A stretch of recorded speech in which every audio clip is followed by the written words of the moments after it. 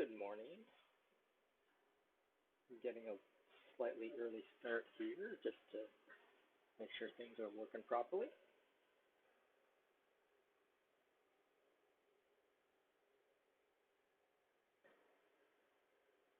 So we'll be diving in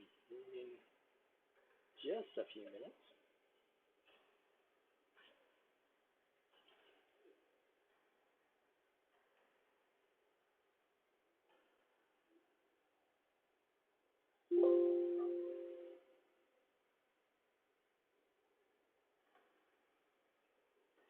If you're the console customer,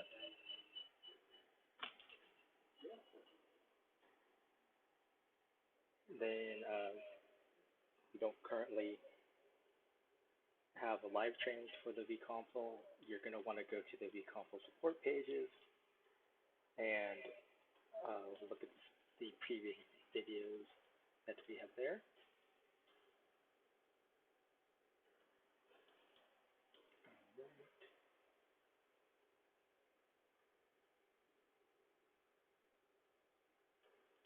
And also for anyone on Dash, you don't have to stay for the whole training. We do have the recorded trainings on our YouTube channel, but also on our Dash support pages. You can use whichever is best for you. Again, the main company website is www.virtualpbx.com.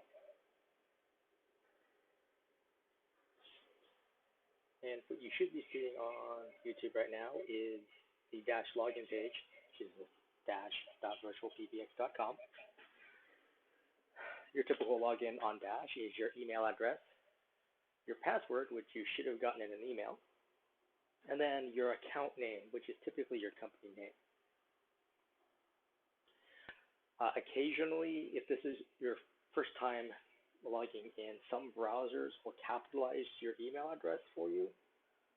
You're going to want to change that to all lowercase.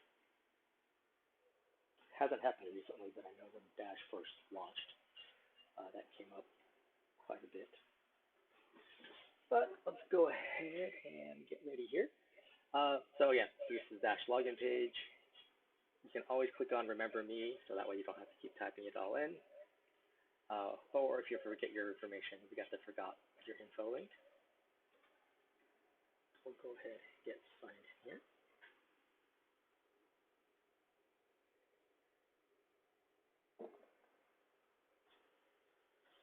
All right, and we are taken to our dashboard page. Now, if you just signed up or this is your first time logging in, you're actually not going to get the dashboard page immediately. Instead, you'll get something that looks like this, which is your account information. Actually, I'm on the user page here, but we can switch over to the account information here as well. You'll also have the Dash Wizard pop up, basically guiding you through things that you can change here on the account pages. The main thing that people tend to change is the time zone, to ensure they're in the correct time zone.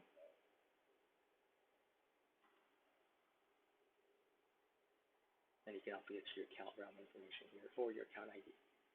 But up here, at the top right, you can just close or skip through the wizard if you don't want to go through all of it. And then here you get to the dashboard. So on the left, we've got your navigation through the major Dash features, basically to get your system up and running. Then we've got your, essentially your system statistics, right? Users, phone numbers, devices, etc. You have a couple hot items here that people tend to want to get to right away. Basically caller ID, your hold music, and your hours of operation. So up here, you can always click on your name to get to your account information again. Here we got the little help icon, so you can chat with support, for example, and get to the support pages. If you have a web phone added to your user, you have the link here to the web phone, and then also a link to our web store, so you can order typical voice phones, for example. We got this hamburger menu, 3 horizontal lines. This gets you to other dash features, basically non-core features for the most part. The only real core feature is the user portal. That's something everyone has access to. But most of these others are strictly admin features, and in some cases they are either specialized or have feeds associated with them. And then you've got the logout icon. All right, so users, these are all the people you have on the account. These are people who make and receive calls. Depending on your plan, the more users you have, you might increase your bill by adding more. Then we got total devices and their breakdown. So we've got soft phone, web phone, cell phone, a SIP phone, and a landline. Soft phone, software application, runs on a computer or on a smartphone or a tablet. Lets you make and receive calls from that application using your internet connection. Web phone is actually a specialized version of a soft phone. In this case, it is making use of Chrome or Firefox to make and receive calls. Cell phone, pretty self-explanatory. SIP phone is a physical VoIP phone. So this is a phone that sits on your desk. You can pick it up and make and receive calls, but it too is connected to your internet connection. And then landline, your typical old school phone number. Down here, we got unregistered devices. So this is in reference to the VoIP devices. So the SIP phone, the web phone, and the soft phone. Basically, it's saying, hey, 25 of these devices aren't registered, meaning Dash cannot send a call to them, and nor can you get a call out. Next, we got total phone numbers on the account. In this case, 41. Now, depending on your plan, you have anywhere from 1 to, I think, 15 phone numbers as part of your plan price. So once you go over that allotment, you'll be charged on a monthly basis per phone number. The base price is $4.99 per month per phone number. And then you've got a breakdown here of the phone numbers. So first, we've got the difference between assigned and spare numbers. So assigned numbers means these are numbers you're using. They go someplace on your system. Right, these can be your main numbers. These could be numbers that go directly to a specific user, or they can go to a ring group or a queue. They can be your conference bridge number. They can be your Faxbox number. Right, a spare number, still a number on your account. So if you're over your allotment, you would be charged for it, or would count toward your allotment. But you're not using them actively right now. Meaning you're saving them for a future, advertising campaign or for future growth, because you're going to go, we're going to move into this other state with a different area code. We're going to grab the phone number for that we liked. So once we're ready to expand there, we got that number. We're ready to roll. Okay. So then we got the breakdown between USDID and US toll-free. Toll-free, those are your 800, 888, 877. Yada, yada, yada, all the way down to 833 currently. And then USDID, those are just US local numbers, right? So you can have a number in Los Angeles or Des Moines or Dallas, Chicago, etc. You can have international numbers on your Dash account. If you need to get a new international number, you would just need to email our porting team, so porting@virtualpbx.com. They will at least need to know the city and country that you want a phone number in. They will let you know if they need additional information. Some countries require proof of presence in that city, right? So in some cases, it's just like you just have to give them a utility bill, and they said, okay, that's fine. You get a phone number. Other countries, they want like proof of incorporation, etc. Others don't actually care, and you can get a number.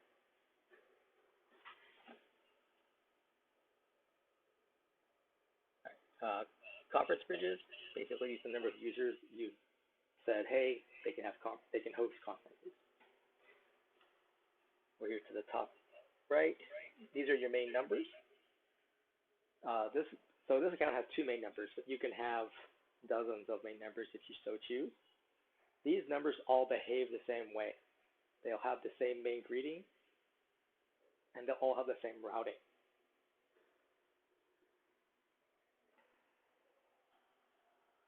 down below that, we've got your Faxbox number. Oh, sorry, conference numbers.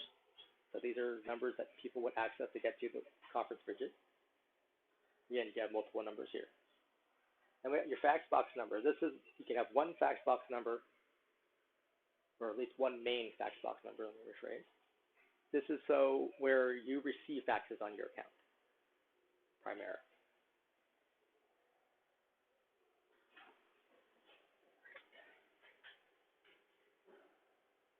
Now you got the company directory users. Basically all these people up here. You can download that directory. You can actually choose to have users not be in the directory. That's up to you. Then we've got your store discount code. So just for being a Dash customer, you get a discount on anything you buy in the web store. You just need to use that code. And then your account realm here, you use this for a couple things. One, it's part of the programming for a third-party device. So like if you're going to use the software application Xlite from Counterpath, you would need the account realm as part of programming that. You also would need this to send a fax out. So sending a fax out on Dash is actually you just create an email. In the to field of that email, you put +1, the area code and phone number that you're faxing to, the @ symbol, and then your account realm. And then you attach a PDF or a TIFF file and send that email off. Just so you know, you can only send one document or one attachment per email when faxing out. The largest file we've been able to send out, or at least that I've been able to send out in testing, has been 7 megabytes, but that took like an hour for that to complete. So just keep that in mind. All right, up here at the top, we got caller ID. This is you choose one of your main phone numbers. Then you have the company caller ID name. This is 15 characters, including spaces and special characters. So once you click Save Changes, this gets transmitted to the other carriers who support CNAME. It takes about 3 business days for all those carriers to be updated, or rather for their servers to be updated. And then once you make outbound calls, the CNAME will show up on the caller ID for the people you're sending calls to. A couple things to keep in mind. Not every carrier supports CNAME. So if a call happens to route through one of those carriers, your CNAME information won't go through. And even for the carriers that do support CNAME, it's not a high priority. So if they have heavier than expected call volume, for instance, there's primary elections going on in the US, so those areas may have high call volume, the CNAME information may not go through. And then down below that, we have your E911 information. So this is the default address that your VoIP phones will transmit when someone picks up the phone and dials 911. So you obviously make sure that's correct. And you can also adjust that for the various devices so that for your staff that are working remotely, they can have the correct address for that.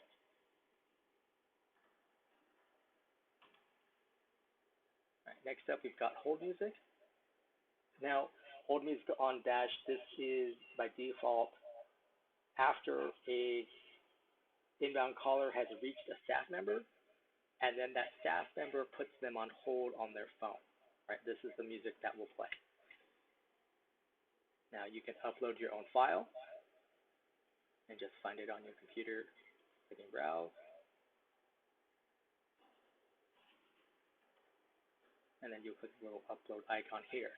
Now, for files that you upload, you want to make sure that it's in either a .wav, W-A-V, or a .mp3 format.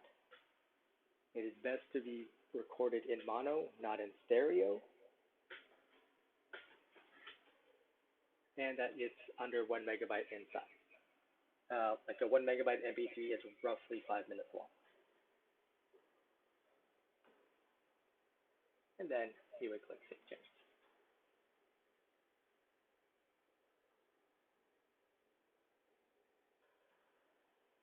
All right, hours is actually part of the main number sequence.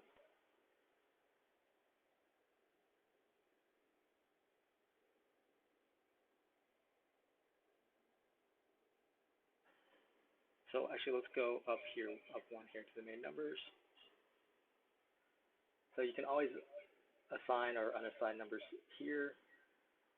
If you have spare numbers, you can choose one and then add it as a main number. Obviously, if you don't want it, you can unassign it.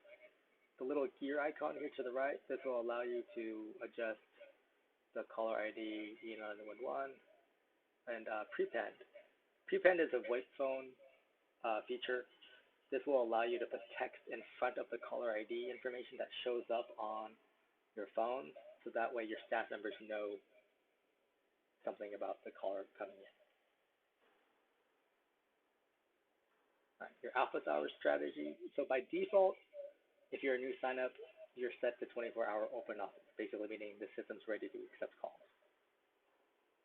Most people end up choosing custom office hours. For each day of the week that you're open, you put a check mark in front of it, and then you select your hours that you're open in 24-hour or military time. So in this case, 9 to 5.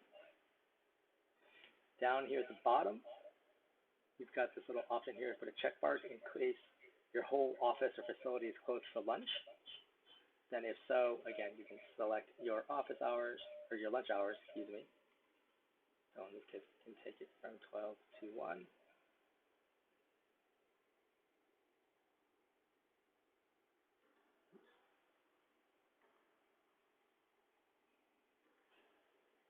And then you would click Save Changes at the bottom.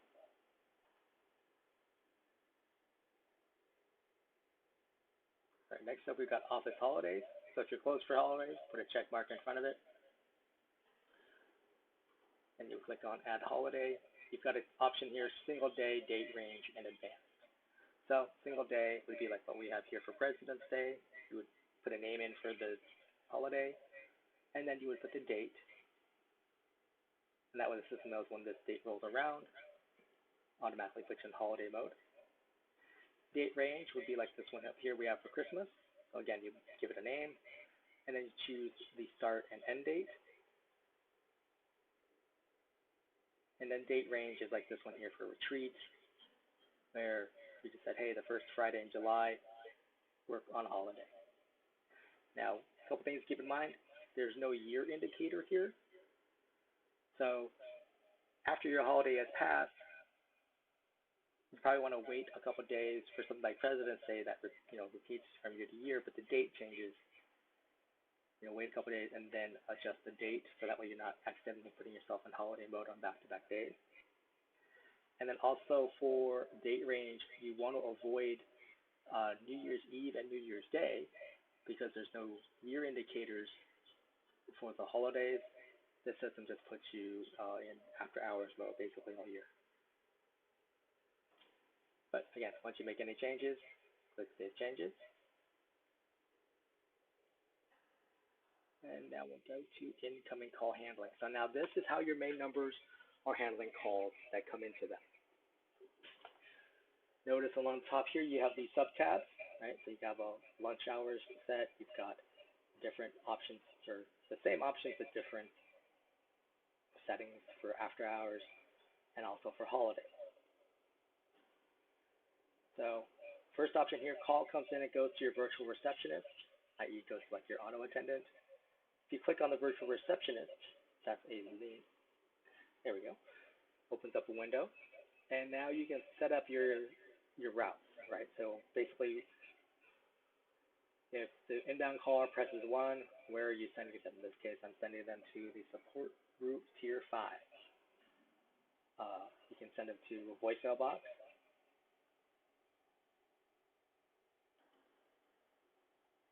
In this case, I'm sending it to a media file. Number 4, I'm sending it directly to Bob. Number 5, I'm sending it to a support group.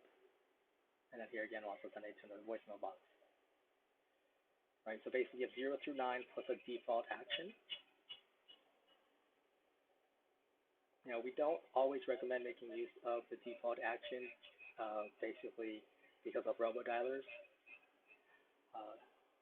So if you don't have a default action, robodialer gets to your virtual receptionist, doesn't have a default action to go to, so then the call ends, right? So you don't have to deal with voicemails or these robodialers getting through to your staff.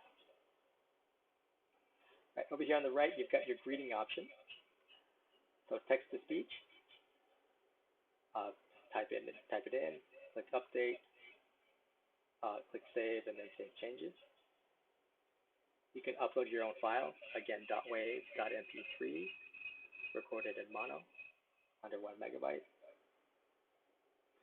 If you've already have greetings on file, you'll be able to select one here and go back to it. You can record a greeting over the phone. Now, by default, the system wants you to use a VoIP phone that's already on the account. And then from that phone, you call the main number, you enter in this PIN number, and the system will guide you through recording a greeting.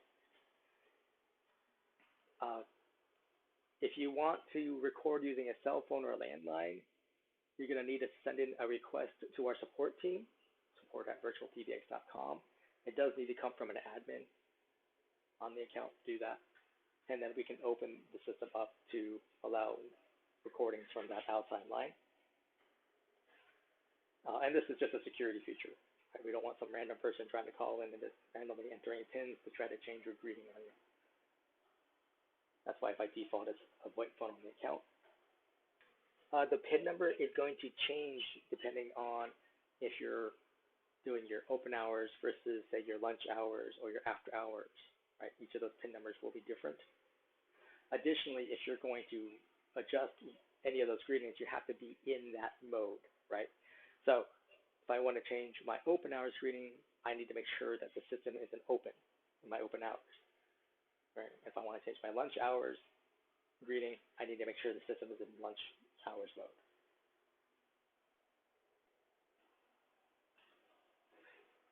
If you don't already have a greeting in place and you call in to record a new greeting, so when say greeting A is in place, when you hear that greeting play, you can enter your PIN number, and then the system will guide you through recording a new greeting. However, it doesn't save a new file, right? So you have greeting A in place, you record over the phone, it doesn't make that new greeting greeting B. It just takes the name greeting A, keeps it, and replaces the content with what you just recorded. So that's something to keep in mind. All right. Then we've got professional recording services. In this, we've partnered with another company called Snap Recording. They have like 100 voice actors to choose from between men and women. They have different versions of English. They have different versions of Spanish and French also, so you can do multilingual greetings if you want. They also have options where they can do basically hold treatment, where they can have music and then a script being read. You can alternate through that. They handle their own pricing and they handle their own billing. They usually deliver via email, and then you would just upload.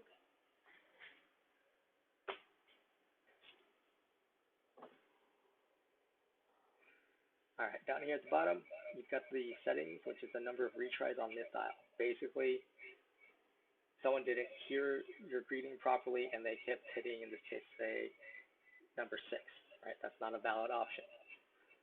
So after that second misdial, then in this case, the default action would come into play, and would send them to John's voicemail box. If you don't have a default action, then it just ends the call. Says goodbye. Right. So if you make any changes on the virtual receptionist, whether on the main menu or your greetings, you do need to click Save. But you also need to click Save Changes here on the incoming handling page. And that way all your changes are saved all the way through. All right, this next option, call comes in, being offered to Bob. If Bob's not able to pick up, then it goes to virtual receptionist. You would also have you can send it to different people. All right, we can have it send it to a call queue. You can send it to a specific device, or you can also send it to a ring group.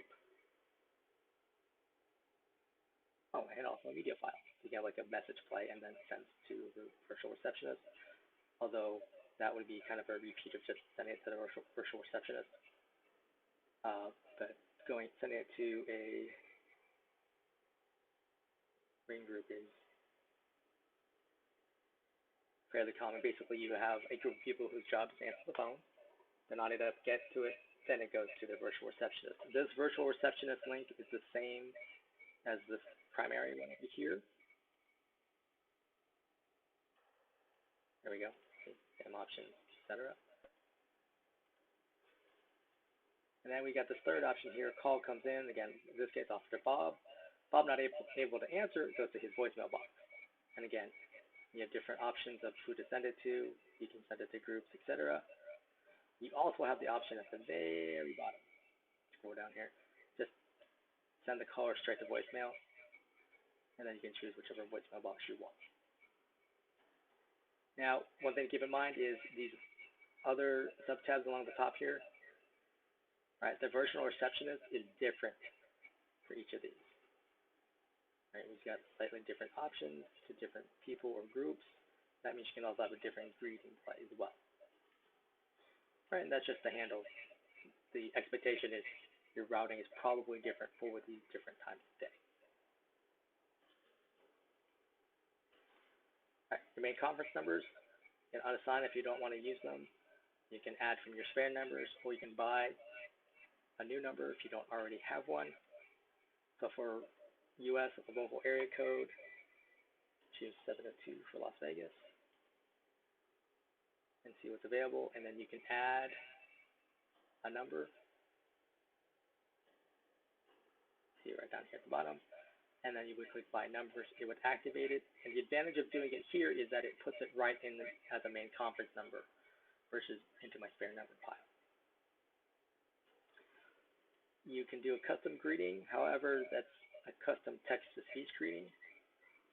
I believe our engineers are working on a way to allow you to upload your own greeting here. But as of now, this is only text-to-speech. Your main conference or your main fax box number. Again, you can only have the one. And then you also have the option to edit the fax box. What that does is it brings up a window with two fields that you can enter in text. The first box is for putting in an email address of who is receiving the faxes that come in. Basically, fax comes into the system. Who gets the email with the fax? It's going to be a PDF file, typically. And then the second box is if you own your own company domain. So you say, your ABC Cleaners. So everyone on your company has abccleaners.com email address. You can add that domain in that second box, so at abccleaners.com, and everyone who has that email address domain can send a fax out without having to be a user on the account. All right, then all they have to do is create an email with a +1 area code and number, @ the account realm, and then attach it a PDF or a TIFF file, and then they can fax out.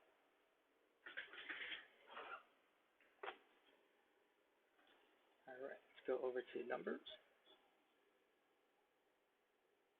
Numbers shows all your numbers on the account and where they're ringing to. If you go to spare numbers, you see these are the numbers you're not using. You can buy numbers for toll-free. You would just pick toll-free prefix and see what's available.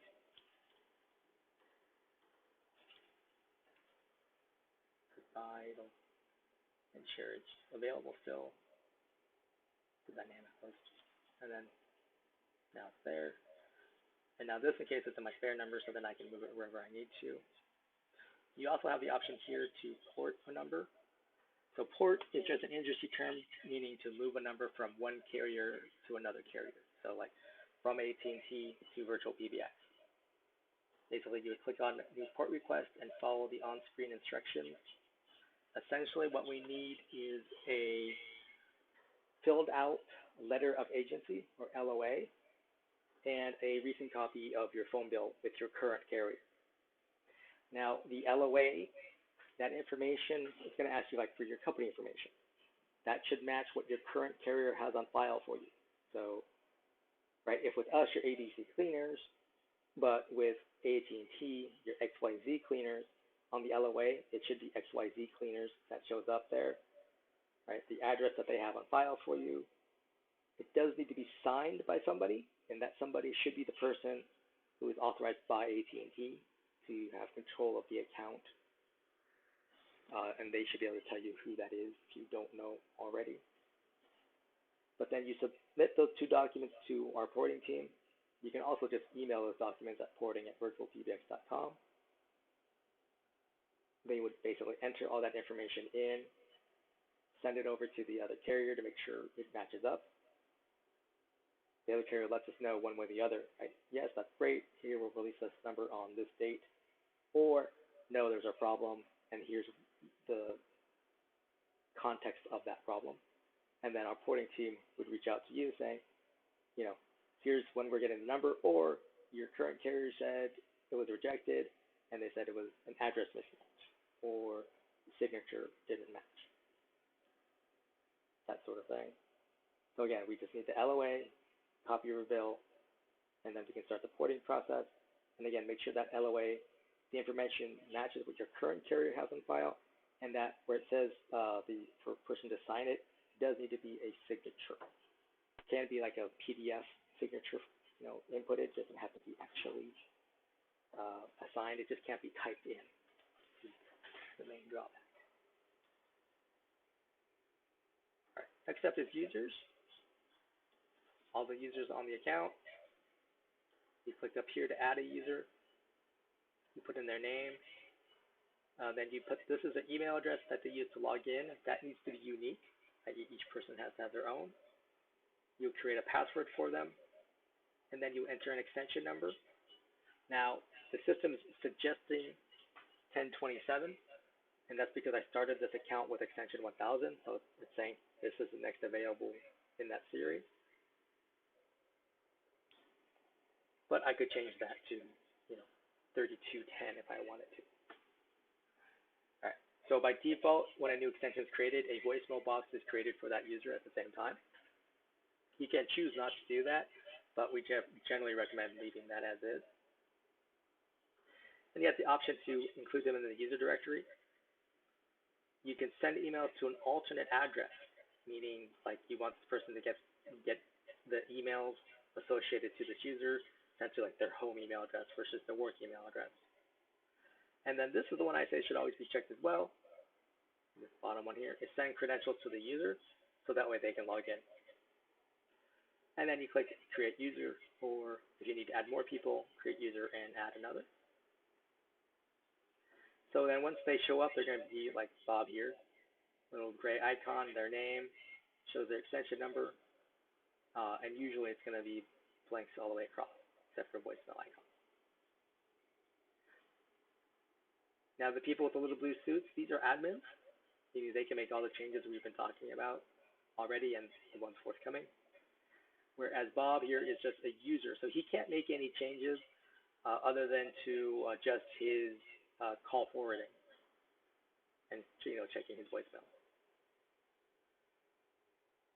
So click on a name. You can change the person's name. You can change their credentials. You can also send out right here a reset or password reset email. So i.e. if your user is saying, hey, I can't log in, instead of trying to hash out a new password for them, you can just say here, click, check your email, and then they can create a new password. Voicemail box PIN. If your users are primarily using VoIP phones, you do not need to set a voicemail box PIN. Basically what they can do is they can call in from their VoIP phone, basically pick up the VoIP phone, hit *98, that auto logs them into their voicemail box. The first time they log in like that, the system will prompt them to enter in a PIN number themselves, so that way they know their PIN. Now, if your users are using cell phones and landlines, then you will need to create a PIN number for them. Again, you have the option here to send to an alternate address. And then here you can take them in, or add them, or take them out of being in the user directory. Over here, you can change a user to become an admin. Here you've got the time zone. So by default, it's using the account default, but you can change it if they're vastly different regions.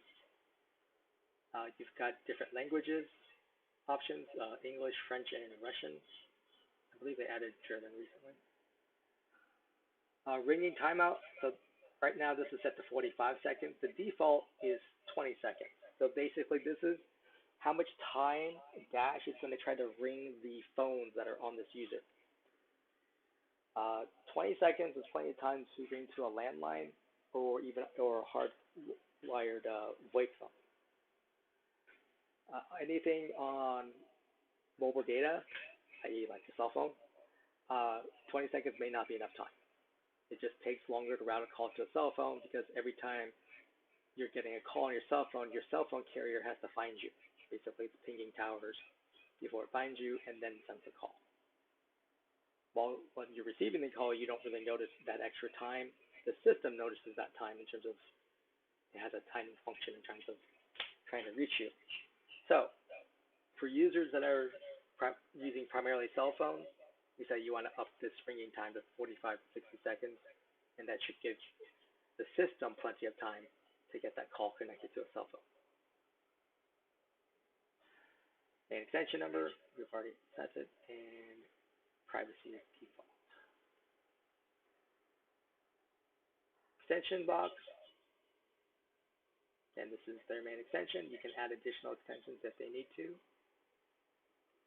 Phone numbers, you can give users their own phone numbers. Again, you can add from spare or you can buy directly, so just add it to the account. And then you've got devices. So you can add from spare, meaning you already have devices on the account ready to go, or you're just going to add a new one. So up here we've got SIP phone. Again, this is a physical VoIP phone. Sits on someone's desk, typically. You've got these different manufacturers available, and these are phones that are supported with via auto provisioning. So you would select the manufacturer, you would find the model of the phone, and select that phone. And then you would follow that up by entering in the MAC address of the phone, which is typically a sticker on the back of the phone, usually also on the box. You still have the box that the phone came in. And then you want to give the phone a name, like Bob's phone. Then you would click Save Changes. Now, as far as the dashboard here is concerned, you're done. However, on the phone itself, you would need to log into that phone's web interface. You need to enter in a URL, and you can find this on our support pages under Dash. But basically it's saying, hey, you're giving it a URL. So then the phone gets on the internet, goes to that URL. The system recognizes that phone because of the MAC address. Says, oh, I know what you are. Here's your configuration file. Your VoIP phone will reboot 1 to 2 times, typically speaking. And then it should connect, and you can make and receive calls from it. And you can be able to use most of the features that are built into that phone.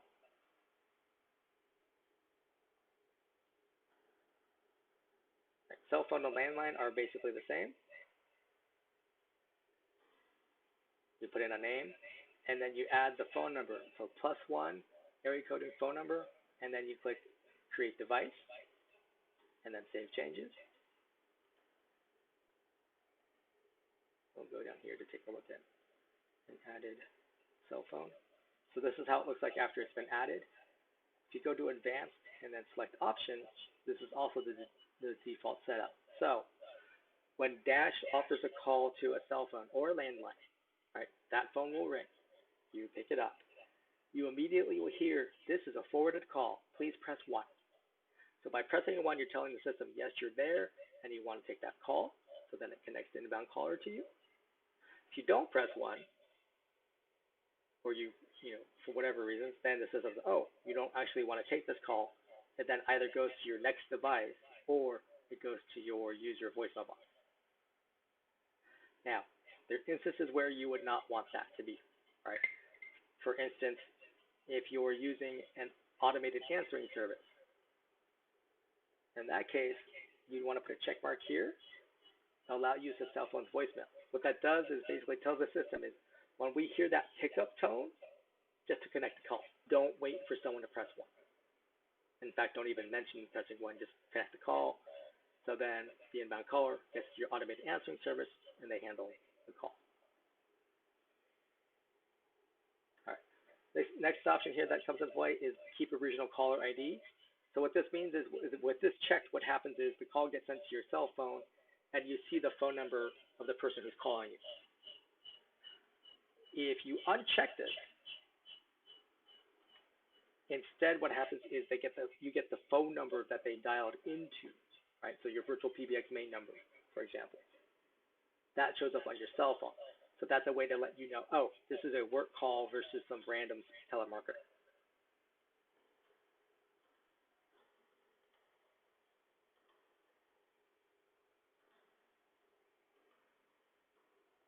All right, soft phone. So this is basically a warning message saying, hey, make sure your E911 is correct. Then you close that to continue. Now, by default, the system is sending you or setting you up for a third-party device. Right, so like Xbytes and Counterpass, you would also use this to program a VoIP phone that didn't show up on that SIP phone list. So you'd give it a name, and then you would copy this information down. So the SIP username and the SIP password and the account realm, you would use all of that to program whatever device or application you're going to use. You do not want to change the SIP username or password.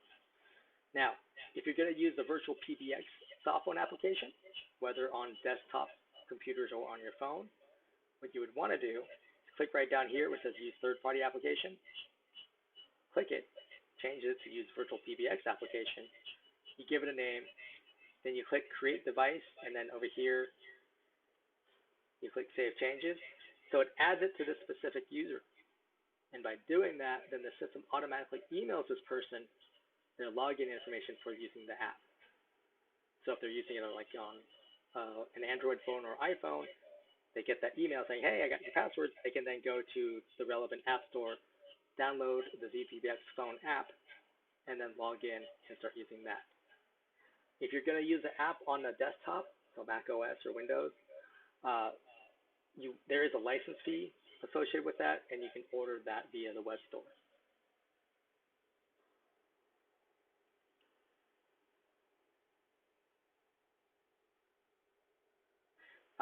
The web phone is also something you want to do directly on the user. Again, the E911 information, you hit close. So you just give it a device name and then create device, and then save changes. So the web phone uses the exact same credentials as your Dash login, right? So the same email address, the same password, the same realm. And then you would go to the, up here, you'd go to the web phone link, which is webphone.virtualpbx.net. Enter in that same login information on either Chrome or Firefox, and then you can make and receive calls from there.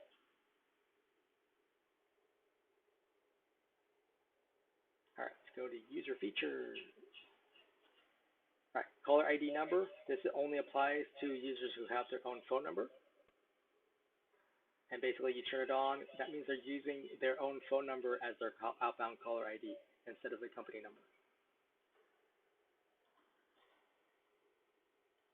Call forwarding, it's either off, it's on, or you can have failover mode. So this is when you're going to send calls to a phone you don't typically use, right? You have your everyday phone, and you're going to be at customer sites all day.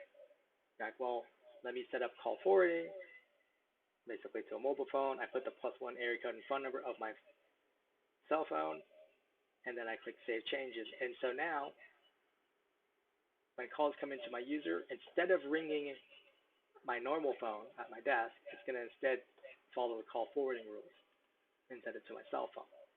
Main thing is that cell phone should not be a device on my user. Right? This is something you don't use often. Now, failover mode is basically for VoIP phone users, right? Typical call forwarding, like if you typically use a landline, you can still make use of call forwarding and send it to your cell phone, for example. But failover mode is specific for VoIP phones is if the system detects that your VoIP phone is not connected, it will automatically switch any inbound calls to go to your call forwarding phone number. Because it detected, hey, your VoIP phone's not working for whatever reason, but you still want to get your call.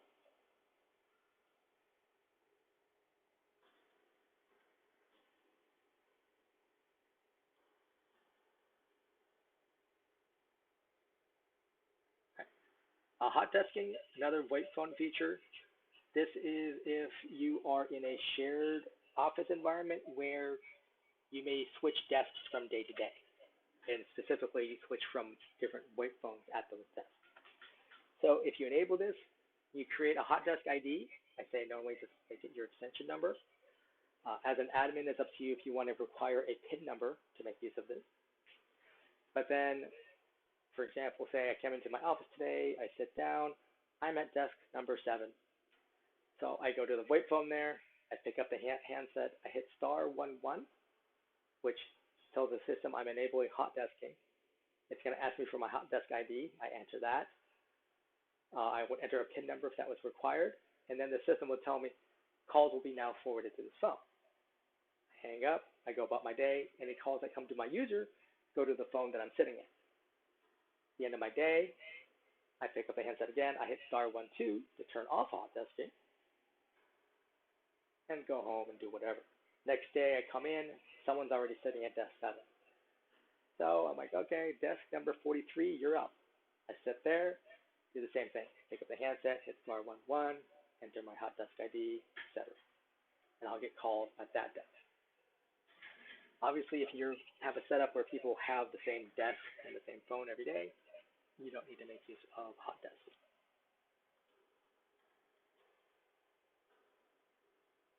All right, Faxbox, you can set up a Faxbox for a specific user. You can either select a phone number or buy a phone number, or you can have an extension. I typically recommend making use of a phone number. If you use an extension, then basically someone has to call the person who's faxing, dials your main number. They have to, they'll hear the greeting, then they enter the extension number, and then they hit start fax on their fax machine. Right? That means you're relying on them to basically sit there and listen for it. Whereas most people, when they fax, they just send the fax number, hit send fax, and walk away. That's why I say, hey, use a phone number. It's easier. It's also probably easier for anyone using an eFax service. So I don't know how flexible those are in dealing with extension numbers. But this does allow you to have a specific person have faxes. So like if you don't want a general fax box, but like these 3 people in my company are the ones who take faxes, you can just set them up for that. Conference bridge. Basically, if you click it on to enable it, it gives them the fax box numbers, then you set up the conference room number and their personal PIN number. And so this means this person can host conferences. Right? Technically anyone can join a conference. It's only, this is basically telling you, or allowing you as an admin to say, these people are hosting conferences only. All right, follow me. This is a setting for people with multiple devices. So by default, if you have multiple devices and you do not have follow me enabled, all your devices ring at the same time for that whole ring duration. In this case, what I have it set is that for 2 minutes, and then calls would come in, and then they'd ring this phone first, then my test device, and then this web phone. If I didn't answer on any of them, then it would go to my voicemail. Now I have this other device here that is set to do not ring. I can uncheck that, and then, for instance, click distribute again, and so now that each device is ringing for a shorter amount of time. Now I can click and drag, and so move the phones around. I can click redistribute again. These are also sliders, so I can drag them out. So if I wanted to, I could also redo blast ringing on all of these devices. And then you can save changes.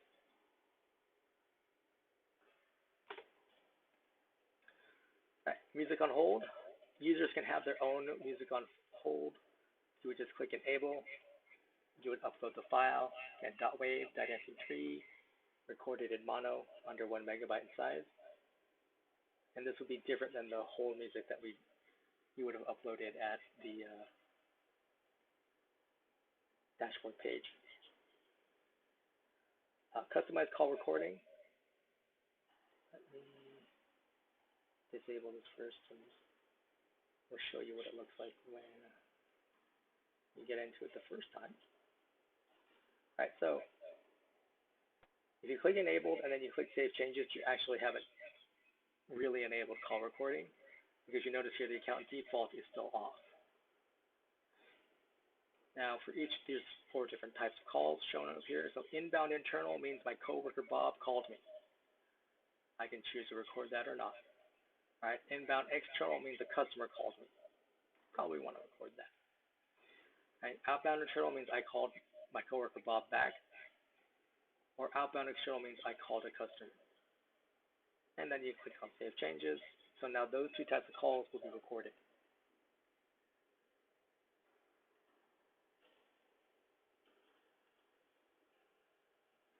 All right, groups. All right, so groups are essentially departments for people who are answering the same kind of call about this particular topic. You create a group. You give it a name. You give it an extension number. And then you click and drag the people you want to be in that group. And then you would click create group. Once you've done that, you can click on the group name. You can always change the group name. Then you've got dialing repeats.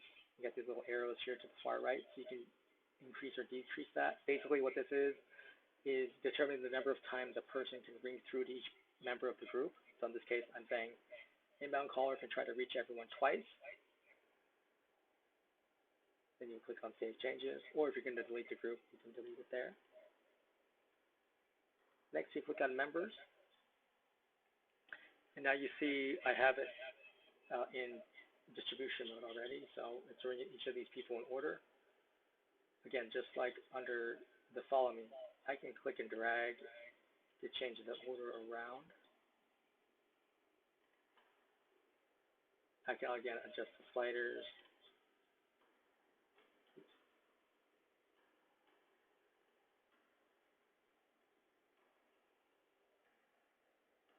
So however I want. I can remove individuals. Up here, that's the total ring time for this group. In this case, it's 240 seconds. So 4 minutes. You can adjust that. You can also take this down to like 120 or whatever if you want. Extensions, again, the extension for a group is basically so other staff members can transfer calls to the right group. And you can have multiple extensions. Groups can have their own phone number, meaning that when people dial this 669 phone number, it goes directly to this group. The people calling don't have to hit a menu option or listen to the main greeting. Now we got group features. So ringback is similar to hold music. It's basically what people will listen to while they're waiting for your staff members to pick up. The main thing to remember is that this file should be at least as long as your ring duration of the group, right? So this group was 240 seconds. I want to make sure that this file is 240 seconds long because the system will not automatically loop the file for me. And you can always upload your own file in .wav.mp3 in mono under 1 megabyte. Next action. If my staff members weren't able to pick up, what do I want the system to do with that call? So in this case, I'm sending it to Bob's voicemail box.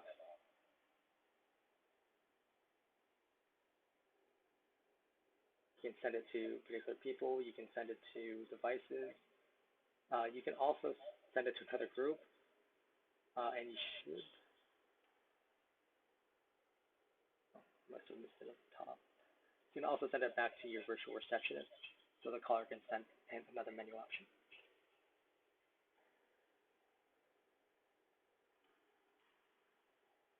allow call forward. If you enable this, that means you're letting your users forward calls, right? So they can make use of their call forwarding of their user.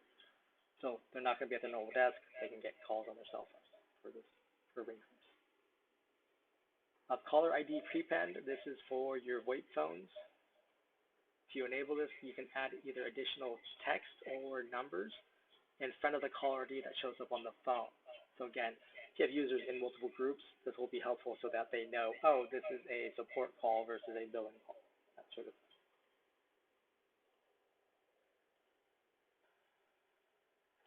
All right, devices, shows all the devices on the account. Green means it's connected, or i.e. the system can send calls to it. Red means it's not registered, meaning we can't send calls to it.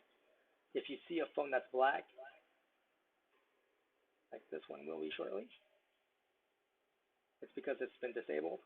So we can just turn it back on, and it should either turn red or green. You can add devices here, just like you could on the users. The main caveat is for if you're going to make use of the VirtualPBX soft phone, you want to do that on the user page. And if you, for the web phone, you also want to do that on the user page. But anything else, you can go ahead and just add here. You can also click on the wrench icon to adjust if you need to, like the phone numbers, etc.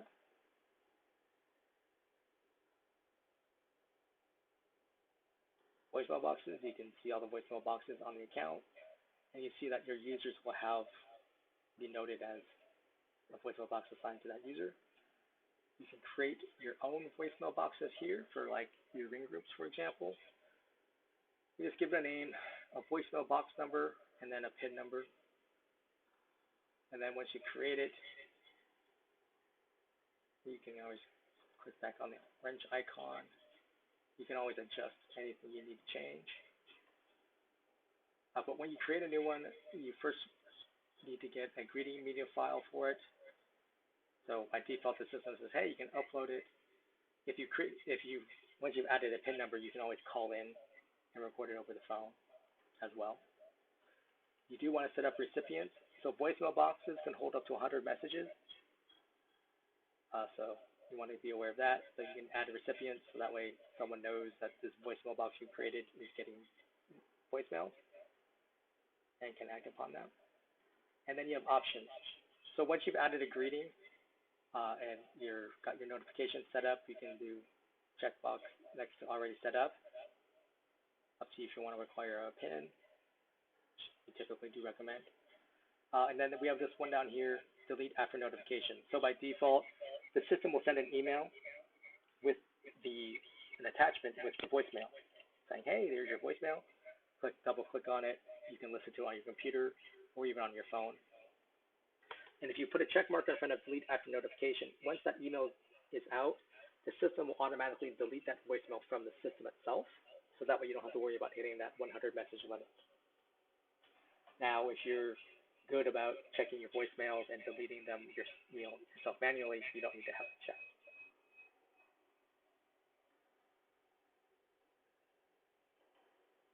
The greetings manager, you can see all the greetings on the account. You can download them so you can listen to them again. You can click on the icon, wrench icon here. You can change the name or delete the greeting if you know you don't need it.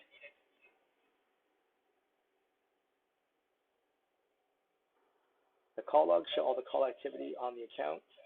By default, it shows you for the day. You can change this to the month, for example. So these green arrows to the right mean the call came into the system. Yellow arrows to the left means it's an outbound call. You can click on the call to get a little bit more detail. You can also get here for technical information. So like if you had a weird interaction on a call, or the call behaved differently or suddenly dropped, you can send this information to our support team. We still usually will make test calls just to verify what was going on. Then we got feature codes. I've already touched on a couple of these, like *11 for hot desking. These are also available on our website under virtualpbx.com under --support. But anyone with a VoIP phone can make use of these just from their phone.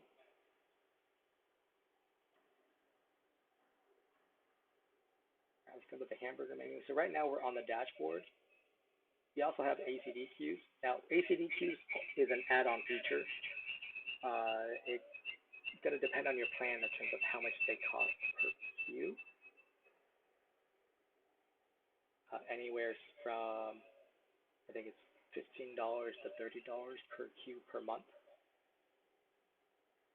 Basically, you click on Add Queue to create a queue. You go over here and your icon to see the settings. You give it a queue name. You can give it a phone number or an extension. It's one or the other, not both. I have been told if you want to do both, that would require custom work, which might require a fee depending on the scope of your custom work. Up here, you've got the queue routing strategy. You've got round robin, which basically equalizes it over time among the agents that are logged in. There is least offered, meaning whoever's had the least amount of calls sent their way gets the next call that comes in. There's least calls, which means least amount of connected calls, right? So like, let's say Bob and Mary are in a queue. Bob's been offered 20 calls, but only spoke to 2 people. Mary's been offered 5 calls, but has spoken to all 5 people. So if it's under least offers, calls would go to Mary. But if it's under least calls, the next call that comes in would go to Bob. All right, hold treatment, you can upload a music file. Queue timeout, this is how much time people can wait on hold. The queue limit, you can limit the number of callers that are in a queue at a time. With 0 means there's no limit. Timeout immediately if empty. This means if you have no agents logged in, you can have the system immediately time out any caller that comes into the queue. Escalation queue, you can basically say, hey, if all these people are busy or no one was logged in, calls would be sent to a second queue. If you don't have anything selected there, then the timeout immediately or just they ran out of time, the callers will be sent to the voicemail box. Then you got the agent behavior. Agent recovery time is 300 seconds. In this case, typically it's much lower than that. So basically, at the end of a call, it gives the agent time to have a sip of water or finish their note, etc. Force away on rejected or missed basically means if an agent misses a call or decides not to pick up, then the system will put them in away mode. And that agent then needs to put themselves back in ready mode to get calls to come in. And then agent connect time, or sorry, agent connect timeout. Basically, how much time the system is offering a call to an agent before it rolls the call to the next agent.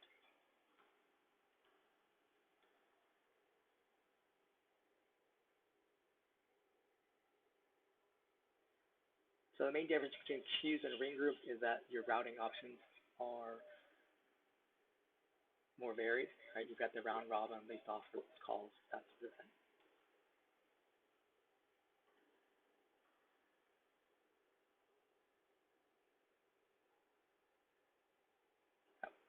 If you click on the members, you can see your staff members that are part of the queues. You could manage members. So these are the people available to be in my queues. These are the people who are not. And then if I go back to the queues, if necessary, I can add additional people into the queue.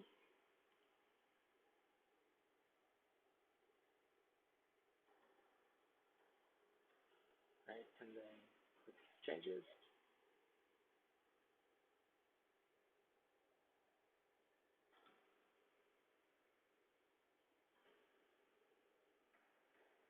So Call Queues Pro is a more advanced version of these queues. They are more expensive.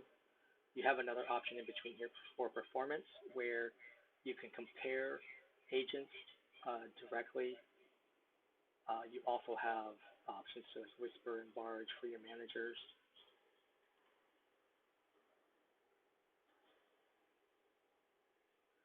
For your staff members, they would click on Begin Session when they click on Queues. And then up here, they select the devices that they would be rung to. Now, for both Queues and Queues Pro, they need to select a VoIP phone. and then they would put themselves as ready once they're ready to take calls.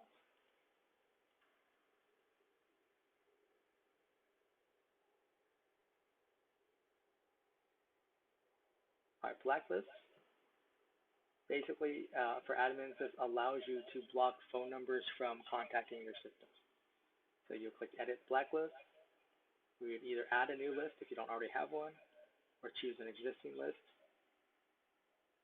And then you click Add Number. You put +1 area code and phone number. And then you would click Save.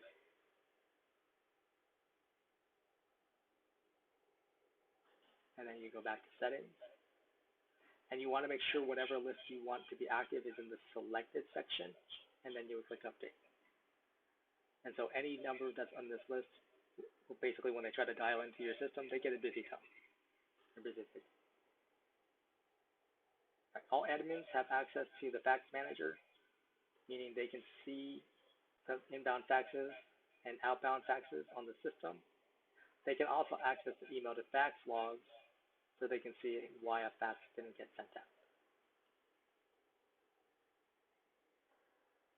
The monitor lets you know what your staff is doing or up to, basically. So green means they're waiting for a call.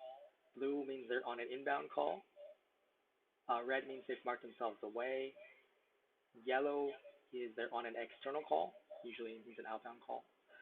And then gold would be they're on wrap-up time from a queue call. And you got this available or busy option as well.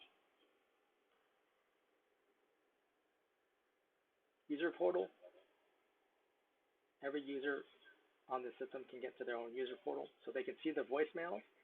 Now this user has delete after notification, so there's nothing to show here. They can see their call history, any faxes, although this user doesn't have a fax box. The contact list is basically all the contacts within Dash, meaning your other extension owners, your ring groups, etc. You're not able to add your own contacts into this contact list. The conference tab basically allows you to manage your conferencing, right? So it shows your moderator pin or your participant pin. And then once you're in a conference, you can invite other people on the account into your conference. You can lock a conference. You can mute everybody. You can unmute everybody. You can end the conference. In an actual conference, the moderator, they can also mute a specific participant, or they can kick particular people out as well. And then the main thing, or the other main thing, is users come to their settings and devices, and they can set up their own call forwarding here. If they're VoIP phone users, they can also set up call forwarding from their VoIP phone. That's a feature code.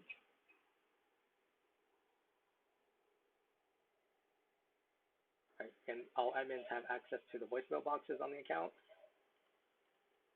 So basically, if someone, you get notified that someone tried to leave a voicemail, but a voicemail box is full, you can go in and delete voicemail. The recording manager is if you're making use of call recording. This takes you to the recording manager so you can listen to them or delete them as necessary. Reports is not currently available. It's coming soon. This would be a beefed up version of the call logs, a little bit easier to use. And then finally, webhooks. This allows you to make use of APIs to link Dash to other software. And that is Dash in a nutshell.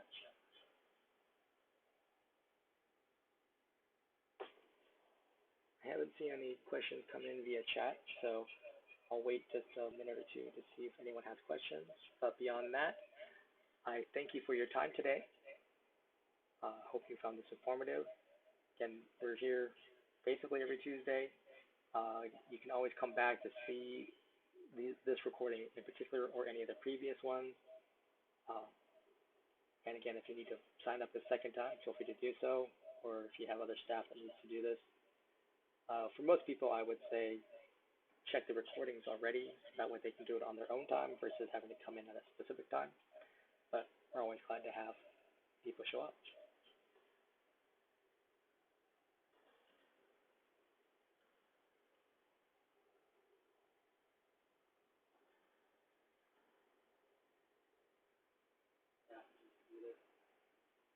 most people, I would say, check the recordings already, that way they can do it on their own time versus having to come in at the time.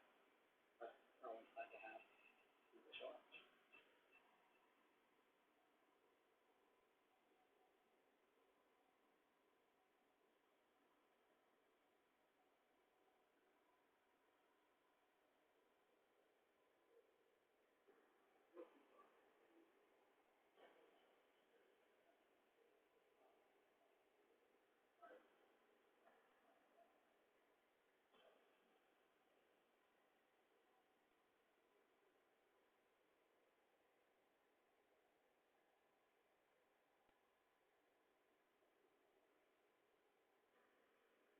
All right, not seeing any questions come through, so I'm going to go ahead and end the stream. Thank you again for joining us today, and I hope you have a wonderful day.